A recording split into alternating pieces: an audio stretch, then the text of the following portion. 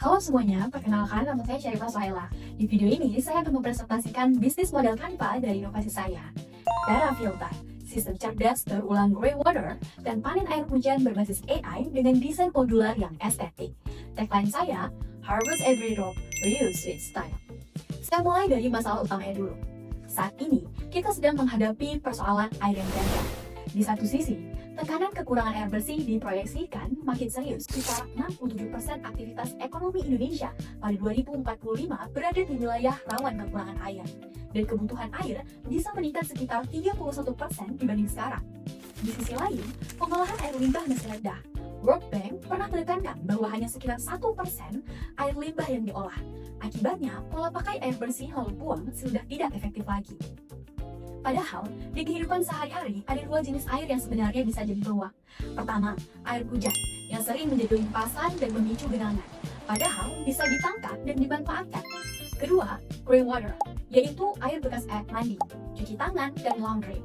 Ini bukan air toilet, jadi relatif lebih ringan untuk diolah. Tetapi, masih sering langsung terbuang tanpa dimanfaatkan ulang. Dari situlah TerraFilter lahir. TerraFilter itu bukan IPAL besar yang industrial. TerraFilter adalah IPAL mikro yang modular, cerdas, dan indah untuk skala rumah, kafe, guest house, sampai kantor kecil. Fungsinya ada dua. Pertama, rainwater harvesting, menampung lalu memfilter air hujan untuk kebutuhan dan konsumsi seperti menyiram tanaman, cuci kendaraan, atau cleaning area luar.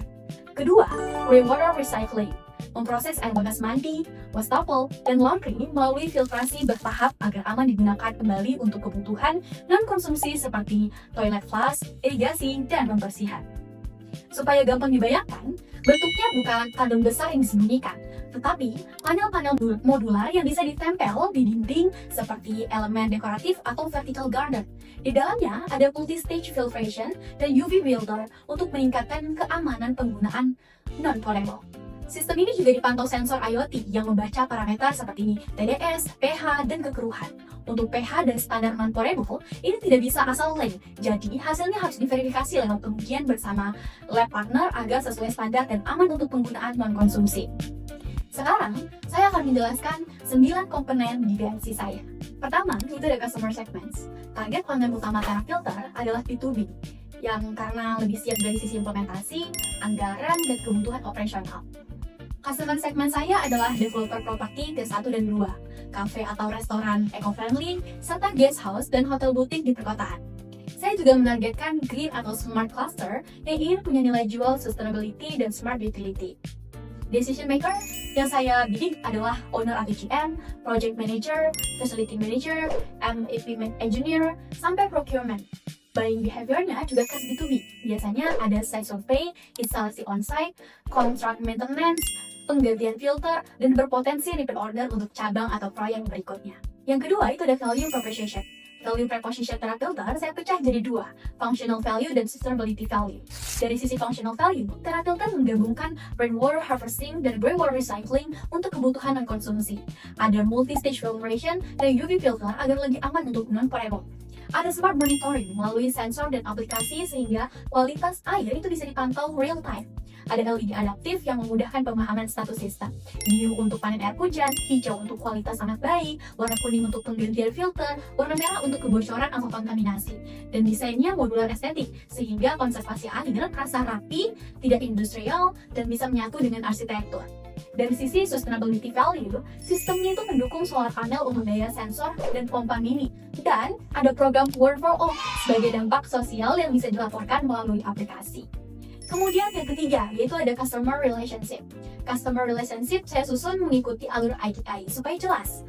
Nah, pada tahap awareness, saya fokus konten marketing tentang water saving, greywater, dan rainwater, serta campaign dengan KOL dan komunitas brand building. Pada tahap interest, saya berikan personal assistant dan product demo. Pada tahap desire, saya kuatkan dengan service and warranty. Kemudian pada tahap action, saya kunci lewat installation and maintenance, serta Water for All, impact yang membuat pelanggan merasa kontribusinya itu nyata. Kemudian yang keempat, yaitu ada channels. Channels saya bagi dua, ada online dan offline. Kemudian yang kelima, yaitu ada key resources. Key resources saya rangkum sebagai man, material, mesin, and metal. Yang paling penting adalah tangible asset.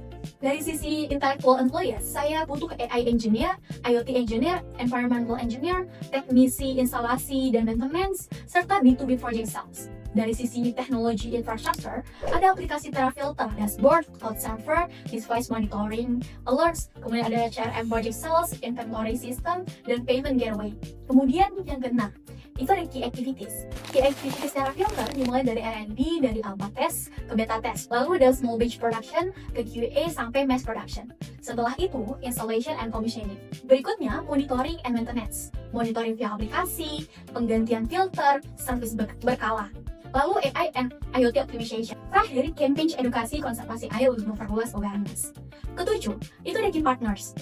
Key partner saya buat ringkas dan fokus. Bisnis partner saya adalah developer property, serta arsitek atau MEP kontraktor, dan green building community.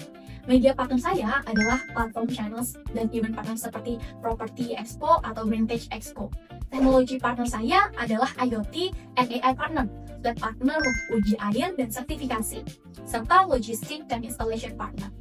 Kedelapan, itu ada cost structure.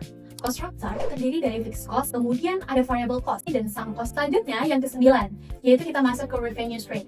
Nah, pada bagian ini saya tuh tidak akan menjelaskan hitungannya satu persatu di narasi, tetapi akan saya tampilkan langsung belum revenue stream di layar.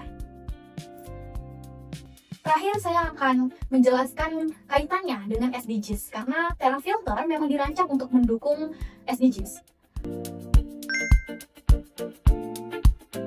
Jadi, TerraFilter itu mengubah cara kita melihat air. Bukan lagi sesuatu yang sekali pakai lalu dibuang, tapi aset yang bisa dipanen, dipakai ulang, dipantau, dan tetap tampil estetik. Harvest every drop, reuse with style. Terima kasih sudah menonton, semoga inovasi ini bisa jadi langkah nyata menuju konservasi air yang lebih cerdas dan mudah diadopsi.